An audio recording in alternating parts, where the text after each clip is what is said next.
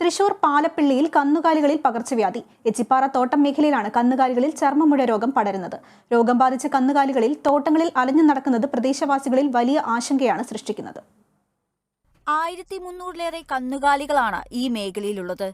ഇതിൽ ഭൂരിഭാഗവും ഉടമസ്ഥരില്ലാതെ തോട്ടങ്ങളിൽ അലഞ്ഞു നടക്കുന്നവയാണ്. പാലപ്പിള്ളി കുള്ളൻ ഇനത്തിൽപ്പെട്ട കന്നുകാലികളിൽ അതിവേഗമാണ് വൈറസ് വ്യാപിക്കുന്നത്. മനുഷ്യരിലേക്ക് പടരാൻ ഇടയില്ലാത്ത വൈറസ് ഈച്ചകളിലൂടെയാണ് കന്നുകാലികളിൽ പടരുന്നത്. വരന്തരപ്പിള്ളി മൃഗാശുപത്രി അധികൃതരുടെ നേതൃത്വത്തിൽ പ്രതിരോധ പ്രവർത്തനങ്ങൾ ആരംഭിച്ചിട്ടുണ്ട്. എന്നാൽ വാക്സിൻ ക്ഷാമം പ്രതിരോധ പ്രവർത്തനങ്ങൾക്ക് വെല്ലുവിളി സൃഷ്ടിക്കുന്നുണ്ട്. 200 ഡോസ് വാക്സിനാണ് ഇതുവരെ ലഭിച്ചത്. വൈറസ് ബാധിക്കാത്ത പ്രദേശങ്ങളിൽ ഉൾപ്പെടെ ഈ വാക്സിൻ ഉപയോഗിച്ചതായും കൂടുതൽ ലഭിക്കുന്ന മുറയ്ക്ക് കുത്തിവെപ്പ് നടത്തുമെന്നും വെറ്റിനറി ഡോക്ടർ ദേവി അറിയിച്ചു. നിലവിൽ മറ്റു മരുന്നുകൾ കണ്ടെത്താത്ത സാഹചര്യത്തിൽ ആന്റിബയോട്ടിക് മാത്രമാണ് നൽകുന്നത്.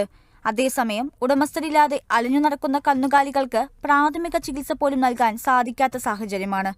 രോഗം കൂടുതലായി ബാധിച്ച കന്നുകാലികളെ കെട്ടിയിടാൻ അധികൃതർ നിർദ്ദേശം നൽകിയിട്ടുണ്ട്. പഞ്ചായത്തിൽ 100-ലധികം കേസുകളാണ് ഇതിനോടകം റിപ്പോർട്ട് ചെയ്തിട്ടുള്ളത്. Kerala vision news, Thrissur.